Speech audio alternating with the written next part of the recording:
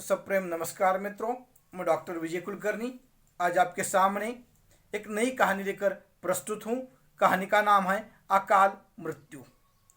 कहानीकार का नाम है स्वयं प्रकाश, जिनका जन्म 20 जनवरी 1947 में मध्य प्रदेश के इंदौर में हुआ।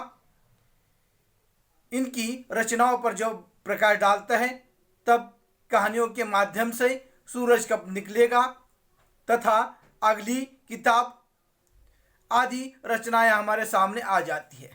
उपन्यासों में उत्तर जीवन कथा, बीच में विनय, यह रचनाएं हिंदी साहित्य में चर्चित है। हम प्रस्तुत कहानी, जिस कहानी का नाम अकाल मृत्यु है, तो हमें कहानी का नाम लेने के बाद ही समझ में आ जाता है अकाल मृत्यु, इसका अर्थ है असमय मृत्यु। तो इस कहानी की जो मूल संवेदना है वो निम्न मध्यम वर्ग जो है उसमें आर्थिक अभाव के कारण, आर्थिक समस्या के कारण कई बार उस घर की स्थिति ऐसी हो जाती है, उस घर के बच्चों को पढ़ने तक का या अध्ययन करने की इच्छा होने के बावजूद भी वो पढ़ लिख नहीं पाते, उन्हें अपनी शिक्षा अधूरी छोड़नी पड़ती है। ऐसी ही कथा लेकर इस कहानी में स्वयं प्रकाश जी ने निम्न मध्यम वर्ग के जीवन पर प्रकाश डाला है।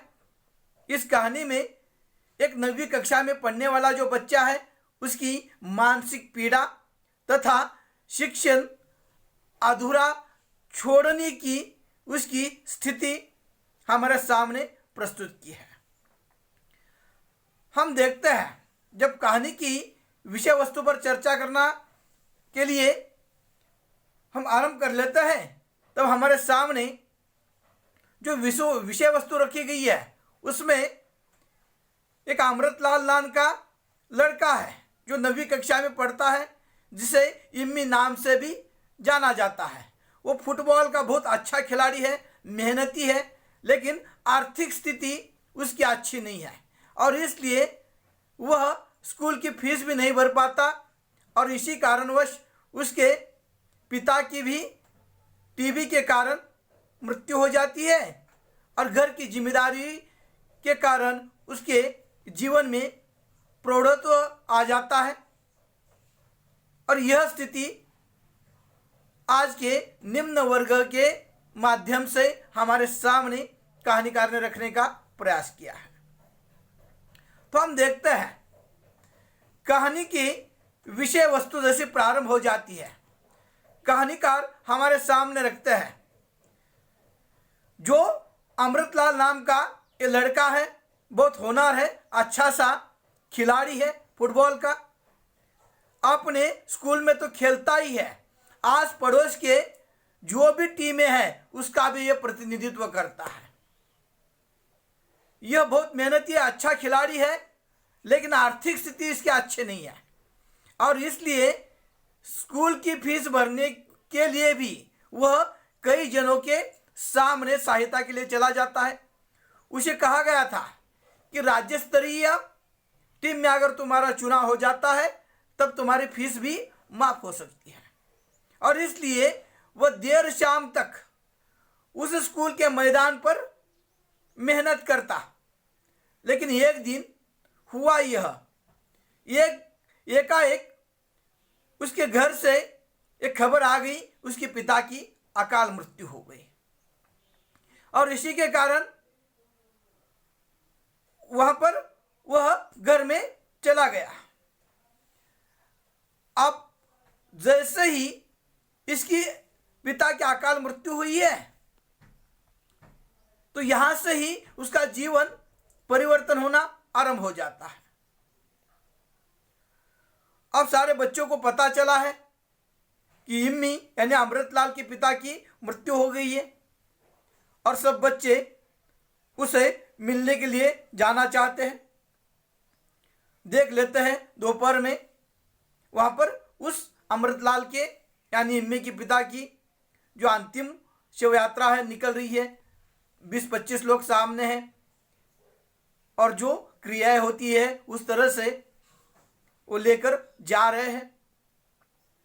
अब बच्चों में चर्चा हो रही है कि अब हमें उस इम्मी को मिलने के लिए, अमृतलाल को मिलने के लिए उसे घर बैठने के लिए जाना है। बैठने का इस कहानी में अर्थ है वहां पर तसल्ली देने के लिए, मिलने के लिए जाना है। तो वहां पर सब तय कर लेते हैं।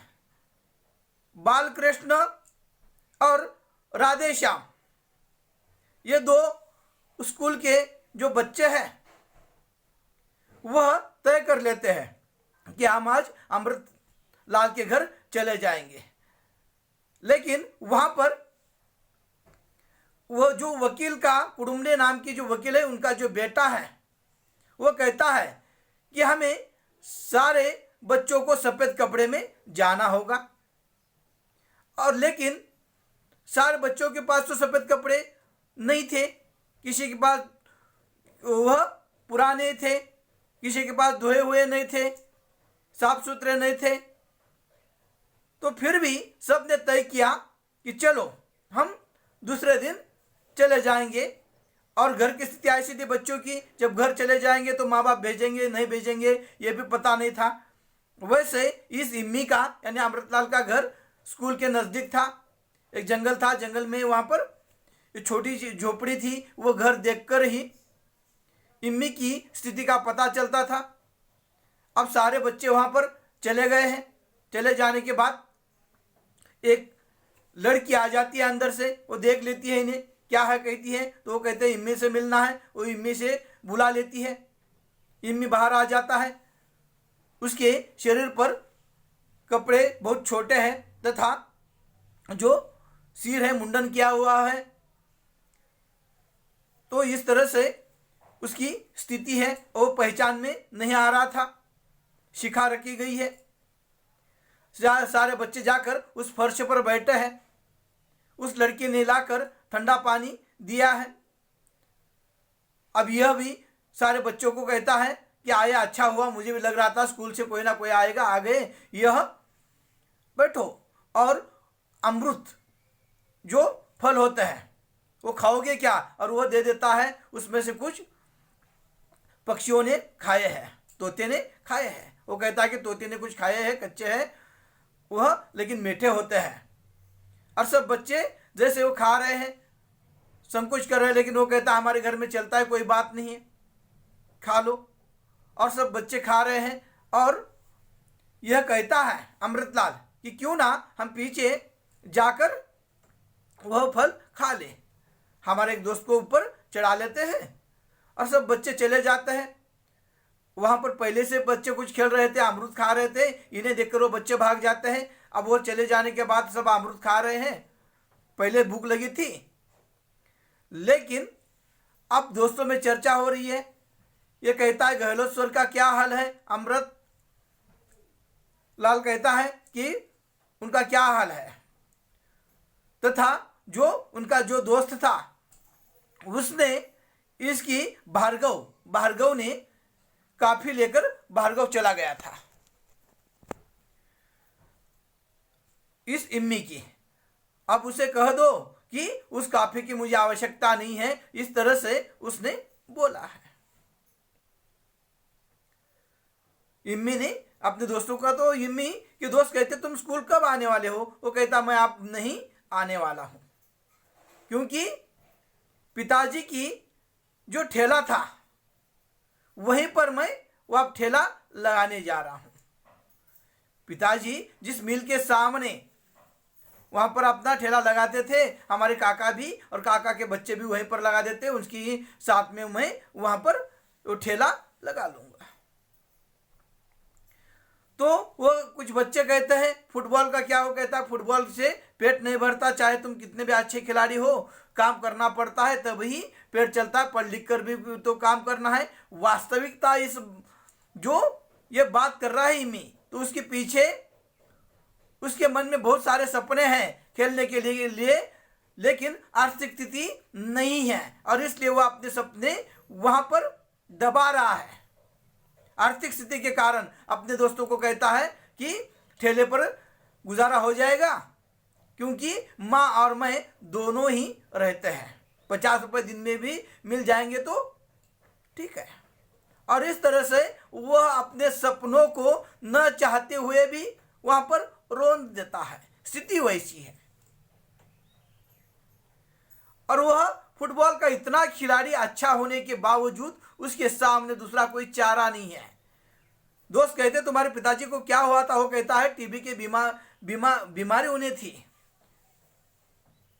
और इसलिए वो चले गए हैं। लेकिन दोस्त जैसे समझाते हैं तो वो प्रौढ़ोत्तरी की जैसी बातें करता है। इनमें कहता है एक बार बुलावा आ गया, किसी को जाना है तो कुछ हमारा बस चलता नहीं है, समय के साथ चलना पड़ता है, हमारे हाथ में कुछ होता नहीं है।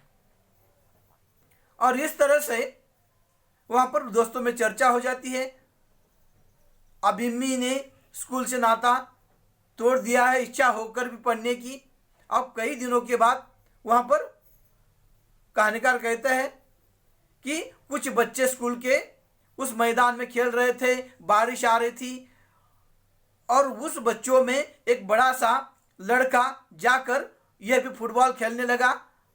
और उस फुटबॉल खेलते हुए जो बच्चे थे उनके उन शरीर को टच नहीं होने दे रहा था, इतना अच्छी तरह से वो खेल रहा था।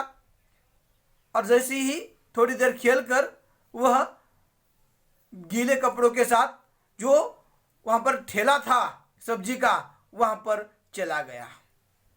और इस तरह से इस कहानी में एक आर्थिक व्यवस्था के कारण, आर्थिक स्थिति के कारण एक होनहार बच्चा जिसके मन में पढ़ लिखने की इच्छा थी, ऐसा बच्चा जो निम्न वर्ग का जो इस शिक्षा की जो स्थितियां है उस स्थितियों से अपने आप को अलग कर लेता है मजबूरीवश, आर्थिक स्थिति के कारण। और इस तरह से कहानी में आज की शिक्षा व्यवस्था पर तथा निम्न वर्ग के जो स्थितियां है, जो समस्या है, जिसके कारण न जाने इस इम्मी जैसे कितने लड़कों को वहां पर स्कूल छोड़ना पड़ता है।